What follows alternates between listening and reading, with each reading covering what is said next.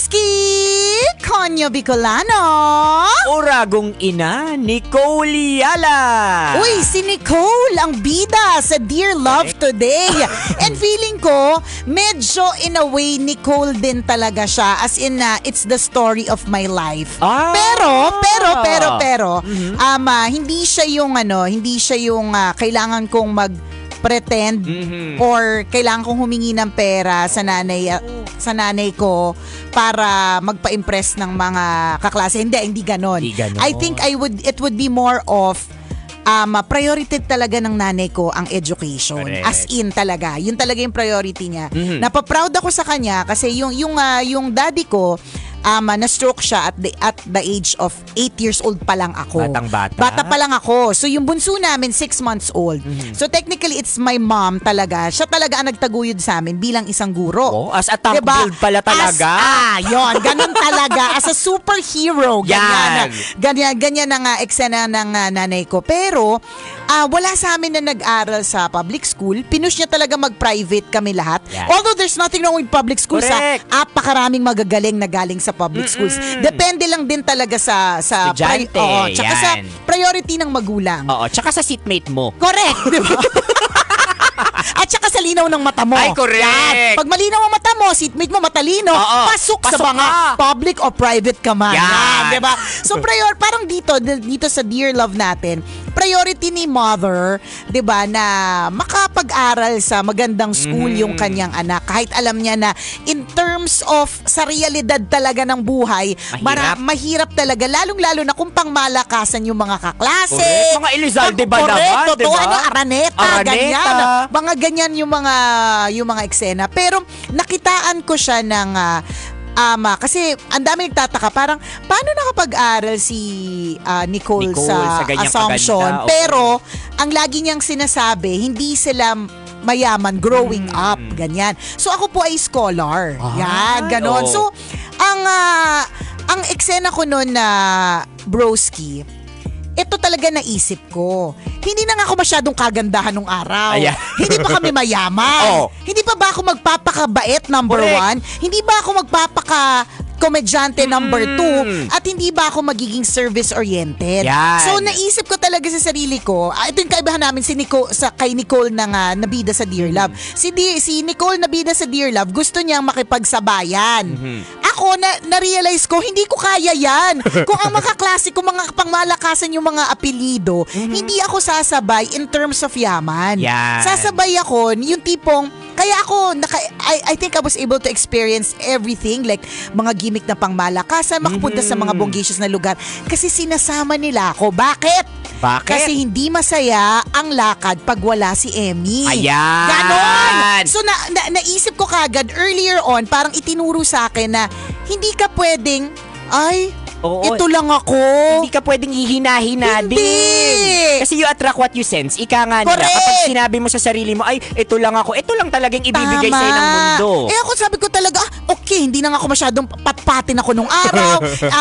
Ang itim ng ng liig. Tapos, talagang hindi kami mayaman. So sabi ko, hindi pwedeng ganon. So dapat babawi ako sa mabait ako. Nakakatawa ako para lagi nila akong isasama. Correct. At saka dapat matalino ko. Kaya parang bata pa lang ako, dun ako parang okay. So kung may edge kayo, meron din ako. Ganon. Ganon naman talaga lahat ng tao. May mga edge kayo. You just have to look at yourself. You just have to appreciate yourself. Ito yung nawala kay Nicole sa kung anong meron siya. Strength niya yung pamilya niya, yung nanay niya. Yung nanay niya talaga dito sa Ludo ko. Totoo. Siya talaga yung epitome ng women empowerment.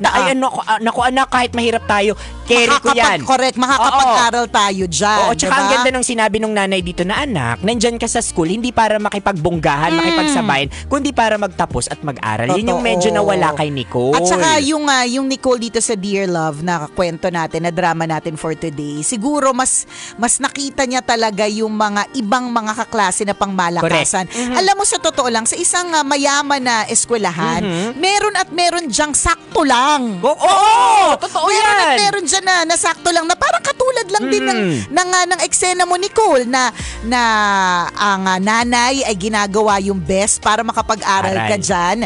Hindi man siya kasing pangmalakasan ng mga magulang, ng mga kaklaseng pangmalakasan.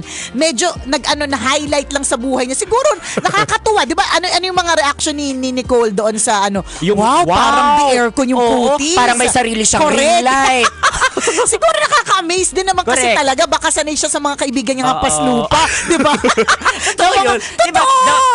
Kung sino din talaga yung nakapaligid sa'yo, naapektuhan din kung paano mo tingnan yung mundo. Halimbawa ko, lagi akong nakatingin sa TikTok. So gusto ko lagi yung mga skincare nakapaligid talaga sa akin. So amazed talaga ako kapag may glass skin yung isang tao regardless kung may putok siya. Hindi yun yung ma-highlight. Wala akong pakialam. Basta importante glass skin siya. Diba? So depende talaga. So, it's part of learning. Lagi namang ganon. Yun naman ang maganda. It's not the end of it all and it's part of learning. Tsaka yun laging nating tatandaan, mga kabisyo, na meron man tayong kakulangan, meron din tayong strength. Yan, napakaganda nun. Sa panahon na sa digital age natin ngayon, na expose tayo sa lahat ng instant. Like instant gratification.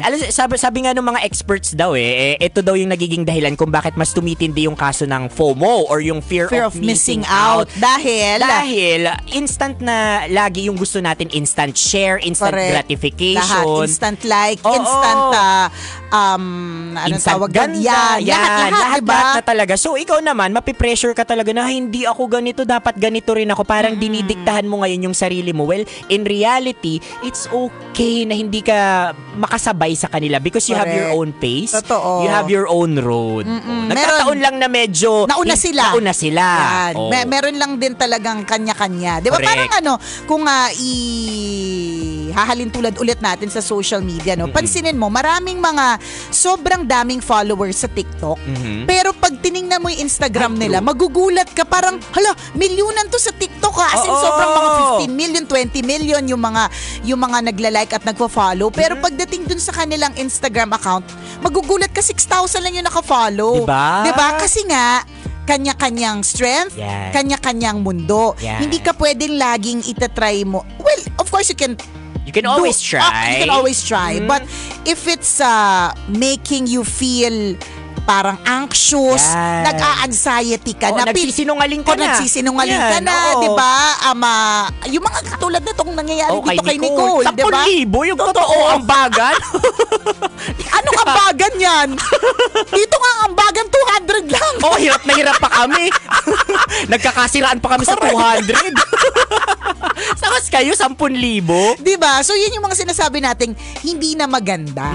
So, pwede namang subukan. Hindi naman masamang mag-try na makisabay. Pero, ang sinasabi lang natin, if always ang titingnan mo ay yung blessing ng ibang tao, tas itatry mo makisabay, parang katulad ng latest phone, pagka lagi kang nag-hope na makasabay ka sa latest na telepono, mamumulubi ka. Totoo. Kasi sa totoo lang, once a phone is sold in the market, kapag kahit yan ang pinaka-latest, basta nasa market na yan, obsolete na yan. Correct. Kasi ibig sabihin, anytime in a few months, papalitan ulit yan ng bago. Ng mas bongga, mas maganda.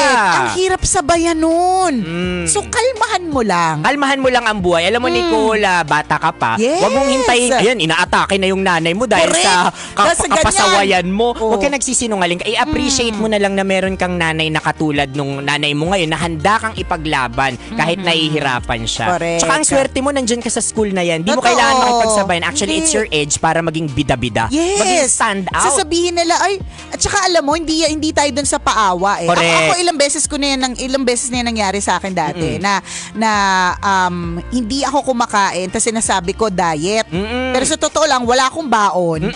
Wala rin akong, never ko na-experience magka-allowance as in money. Hindi talaga. So, na-realize ko, kung lagi akong parang awa, victim, so anong ginawa ko? Ako ang tinagurian noon na tinidor queen. Baon ko lang tinidor. Di pag lunch, nakakatikim ako. Ulam ng kaklase, beef steak yung isa. Yung isa may hotdog na medyo malamig. Yung isa fried chicken. At may bonus pang dessert. Correct. Ang ending buffet ako. Ay, nako, diskarte lang talaga kabisyo. Kaya nga, sana kayo wag masyadong mainggit sa katabi ninyo ngayon. Nakasama nyo ako, Konyo Bicolano. At Turagong ina ni Cole Yala. Kailangan pa bang i-memorize yan? Basic!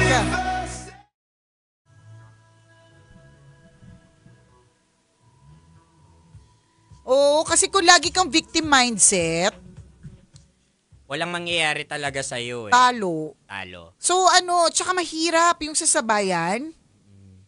Hindi. Ikaw lang din talaga yung may stress yan. Ako din naman I could really relate sa kwento both ni Nicole at ni Nicole Yala ngayon. Kasi dumating din sa punto talaga na pressure din ako kasi nung nag-aral na ako ng high school, pinilit talaga nung nanay ko na ma-enroll ako sa isang magandang eskwelahan na medyo mamahalin din talaga kasi overthinker din siya na parang paano ako kapag nawala? Dapat maganda ang pundasyon mo, anak. Ito lang yung mapapamana ko sa'yo. At nabibilib talaga ako dun sa mga magulang na priority nila yung school. Correct. Yung education. Kasi sabi din nung nanay ko, bukod anak kasi sa lagi niyang pinaglalaban sa mga tito-tito ko nun. Pwede naman sa public school. Again, okay. Walang okay masama. Sa public school. At ang daming magagaling na nanggaling sa public schools. Promise. Ay, in fact, yung mga, isingit ko lang before you continue your story.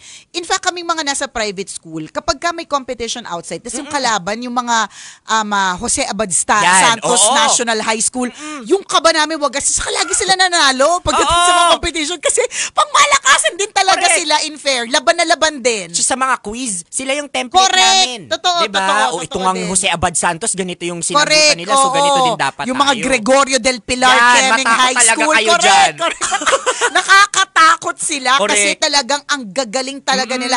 Bakbakan din siya sa public school. Pero again, kanya-kanya preference. I mean, for kunyari yung parents natin, siguro naisip lang din talaga nila na syempre bakbakan doon, iba din yung... alam nila yung utak ko hanggang dito lang. Sabi niya, idaan na lang kita dito, anak, sa private din. Uy, ganun tapos, you were saying, nung nandun inilaban ni mother. Inilaban talaga. So, kasi during that time, sa lugar namin, ito yung pinakamagandang institusyon. Medyo mahal talaga. Wala na si Papa nun.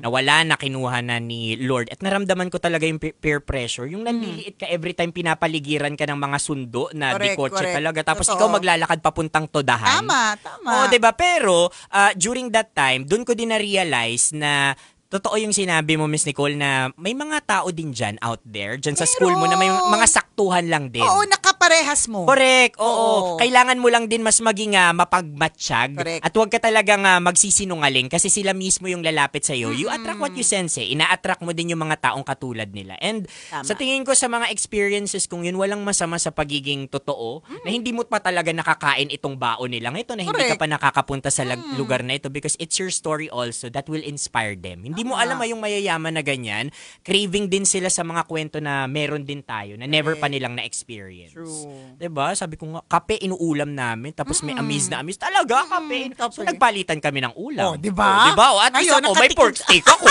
Sa kape. See? Pwedeng hindi magpa-victim mindset. Correct. Pwedeng lumaban, diba? Tapos yung laban mo is also your strength. Correct. So, in the case of marami doon na ang strength nila kahirapan. Kaya sila malakas kasi mahirap sila.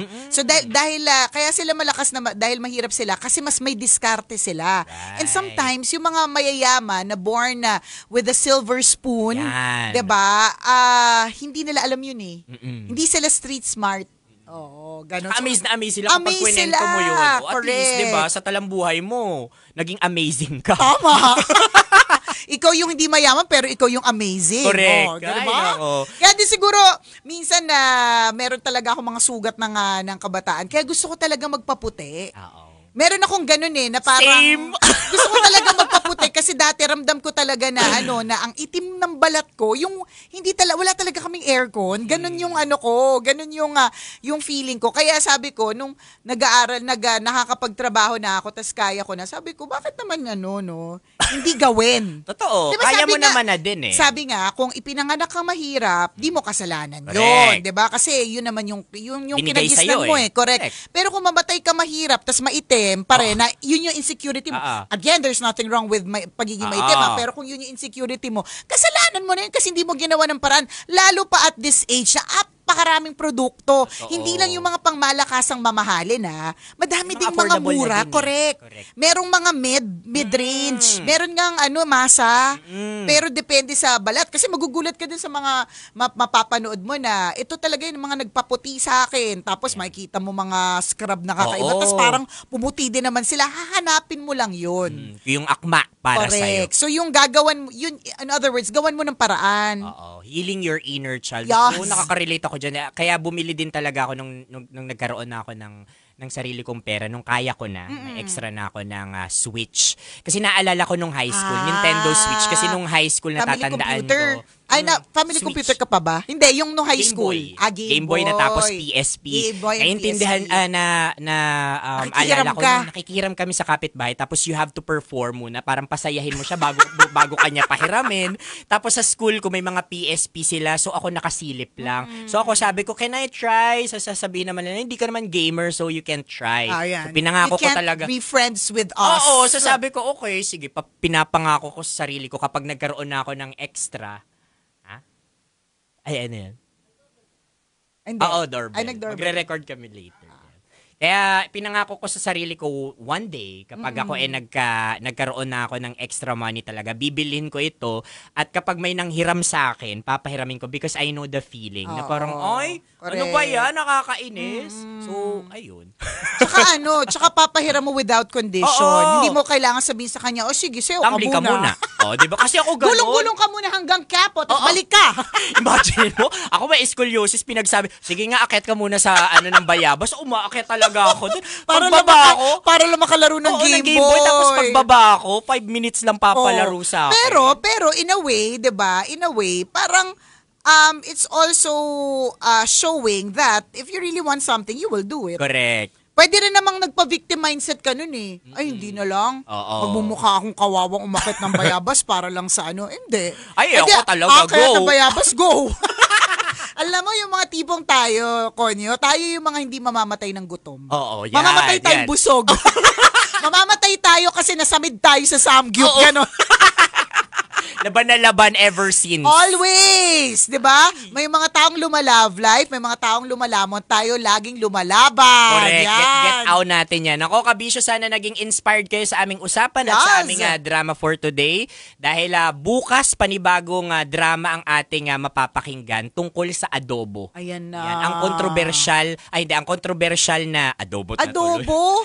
Sabi ko, lunch na, buttered chicken. Oo. Butter. Sabi ko, adobo? Adobo parang iba yun. Ano yung, sabi ko, mali ba ako ng pinakinggan na drama? Kinabahan ako bigla. Oo, parang may bugbugan na mangyayari may mga bukas. butter. Nako, abangan yan bukas. Oy, wag niya kakalimutan, Star City, open from Tuesday to Sunday. So, open yan today. Yun. Bye-bye! Salamat mga kabisyo. Babush. Metro's number one. Metro's number one. Love Radio.